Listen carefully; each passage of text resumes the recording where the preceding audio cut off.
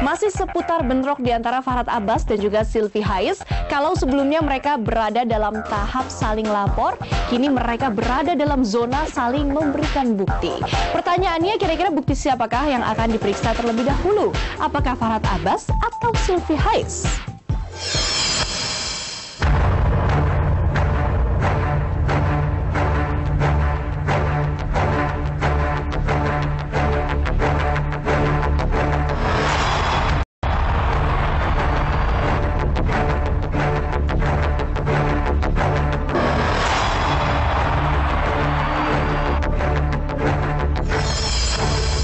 Peristiwa bentrok fisik antara Farhad Abbas versus Silvi Hais pekan lalu bergulir bagai bola salju. Farhad yang menuduh adanya konspirasi di balik peristiwa tersebut terancam diadukan lagi ke polisi oleh Muarakarta, pengacara Ilal Ferhat. Muarakarta merupakan satu di antara sejumlah orang yang disebut Farhad berada di balik peristiwa tersebut. Mantan suami Nia Daniati itu bahkan menyebut peristiwa bentrok fisik itu dilatar belakangi upayanya untuk mendapatkan haknya atas rumah milik Nia Daniati yang terletak di Bilangan Kemang, Jakarta Selatan.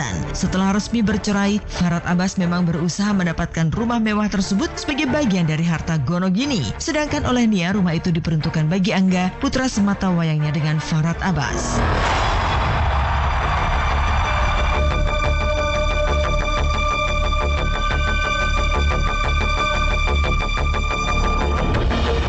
Tidak terima namanya disangkut pautkan dengan peristiwa bentrok fisik antara Farhad dengan Silvi, Muarakarta berencana akan melaporkan lagi Farhad Abbas ke polisi. Sebelumnya, Muara telah melaporkan pengacara bergelar doktor itu dalam kasus penghinaan dan pencemaran nama baik. Ya, ketika kejadian Silvi dengan saudara Farhad yang lalu mengatakan saya mengkonspirasi persoalan ini, saya ikut terlibat, ini udah fitnah. Ini sudah mencoba mencampuri urusan saya secara pribadi lagi. Ini jangan sampai saudara Farhad yang kedua kali saya laporkan. Yang satu belum beres, dia udah sebut-sebut saya lagi ikut konspirasi. Ini harus dia pertanggungjawabkan dan harus dia terima ini nanti laporan saya di Polda Metro. Saya akan laporkan ini, dan bukti-bukti untuk saya laporkan itu sudah ada rekamannya, sudah ada udah saya simpan itu kopiannya itu, dan ini akan menjadi alat bukti nanti. Harus dia buktikan di mana keterlibatan saya. Tapi saya secara pribadi pun urusan sama dia belum selesai, jangan lagi dia bikin persoalan baru. Dengan kejadian ini ya, saya dikatakan ikut mengkonspirasi kejadian ini. Dalam waktu dekat ini saya akan laporkan ke Polda Metro. Saya tidak mencampuri urusan Silvi dengan Regina, kecuali ya Silvi meminta advis kepada saya sebagai pengacara keluarga dan juga dia sebagai anak saya. Tapi yang menyangkut nama saya akan saya laporkan minggu depan, yaitu kalau tidak hari Senin, hari Selasa ke Polda Metro, supaya saudara Farhad ini diusut sesuai dengan bukti-bukti yang ada.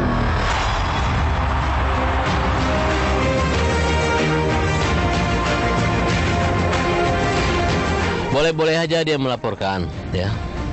Tapi kan nanti fakta dan saksi. Kalau dari cerita kita keroyok dia nggak mungkin dong, ya kan? Nggak boleh dia dikeroyok. Keroyok apa? Itu kan hanya membuat opini buruk. Selama ini kan selalu mengatakan bahwa saya mengeroyok, dipukul dan lain sebagainya. Mana? Buktinya mana? Dan CCTV ada, rekamannya udah lengkap. Parang, dia minta parang kemana? Bahkan bungkus parangnya ada, udah lengkap semua.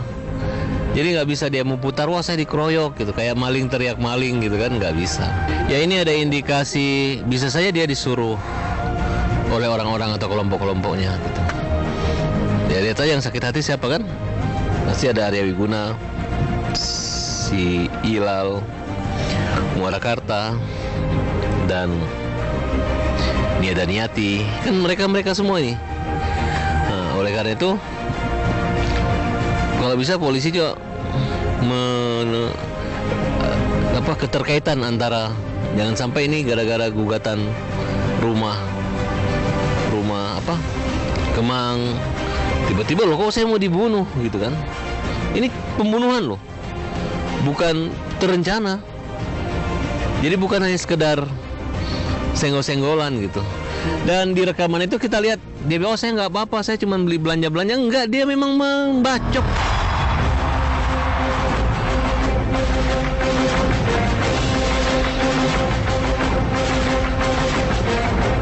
adanya laporan baru ke polisi nanti, Muarakarta menyebut kalau Farhat merupakan orang bermasalah dan menimbulkan banyak persoalan bagi orang lain. Tuduhan Muarakarta tersebut karena ia melihat banyaknya laporan orang-orang atas Farhat ke pihak berwajib. Mulai kasus dengan Ahmad Dhani, dengan Ilal Ferhat, dengan Endah, perempuan asal Bandung yang mengaku dilecehkan oleh Farhat Abbas, kasus dengan Sylvi Hais, dan termasuk kasus dengan Muarakarta sendiri.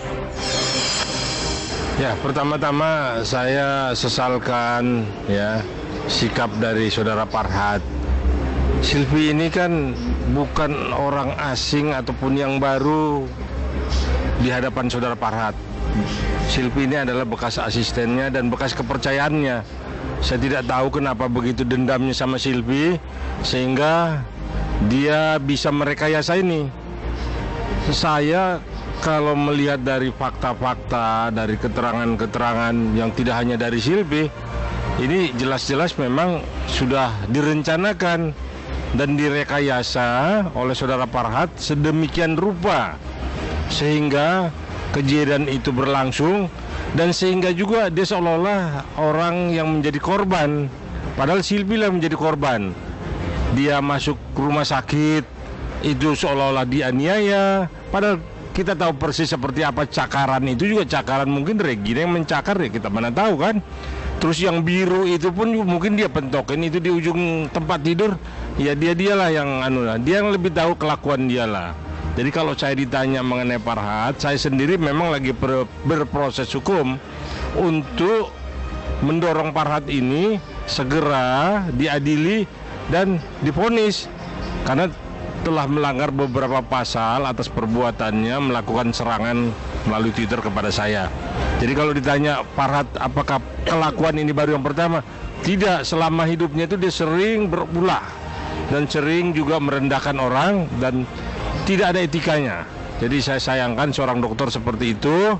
Nah mudah-mudahan dia itu sadar siapa dirinya dan dia bukan orang yang kebal hukum. Ya, jadi saya dikatakan ikut mengkonspirasi persoalan ini sehingga Sylvi melakukan penyerangan kepada Farhat, itu adalah satu pemikiran yang bodoh. Jadi terlalu sempit cara berpikir seperti itu. Urusan dia dengan Nia Daniati itu urusannya dia, tidak ada urusan dengan Sylvi atau saya ataupun Ilal. Ya, jadi jangan mengada-ada. Silakan diselesaikan. Kalau itu memang haknya Sylvi, kembalikan kepada Sylvi. Kalau itu haknya Nia Daniati sebagai dia pernah berumah tangga, silakan. Jadi siapa yang punya hak, kembalikan ke hak yang punya. Jangan menjolimi. Nah ini kan enggak, yang hak orang pun diaku-aku. Jadi memang saya ini bingung lihat seorang dokter cara berpikirnya seperti itu. Nggak tahu nih dokternya dari mana. Jangan-jangan nggak jelas juga nih dokternya nih. Saya berani katakan itu karena tidak sesuai predikat yang disandang gelar di dokter dengan kelakuan yang dia lakukan sehari-hari.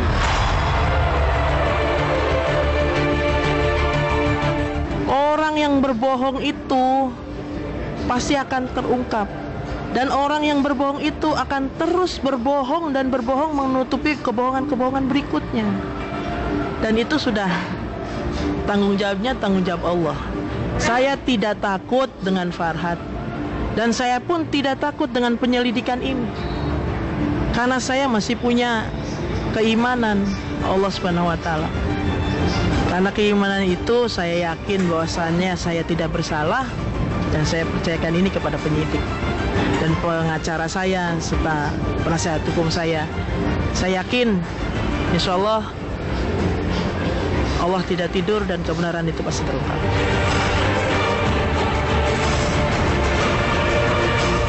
Tuduhan Farhat Abbas kalau keberadaan Sylvi Hais di toko alat-alat rumah tangga bersamaan dengan kedatangannya ke sana atas informasi dari Ilal dan kawan-kawan dibantah oleh Sylvi. Perempuan bertubuh besar itu menuding Farhat banyak mengarang cerita. Sebagai orang yang mengaku dikeroyok oleh Farhat dan kawan-kawan, Sylvi mengaku telah memiliki saksi kunci untuk membenarkan cerita versi dirinya. Yaitu ya silakan saja, bagaimana kita sedang berbelanja kok. Bagaimana kita berkoordinasi, dan saya di situ lebih dulu daripada dia gitu. Tidak usahlah saya menceritakan ini tuh. Biarkan pihak yang berwajib yang mengungkap semua ini. Gitu. Pesan saya untuk Farhat, inilah pembelajaran untuk Anda seorang dokter. Dan saudara dengan pembelajaran ini, saudara akan menerima hukumannya. Dan saudara mudah-mudahan dari situ saudara bertobat dan kembali kepada jati diri Anda sendiri. Silakan saudara pertanggungjawabkan itu semua. Mudah-mudahan saudara akan menjadi orang yang baik di kemudian hari.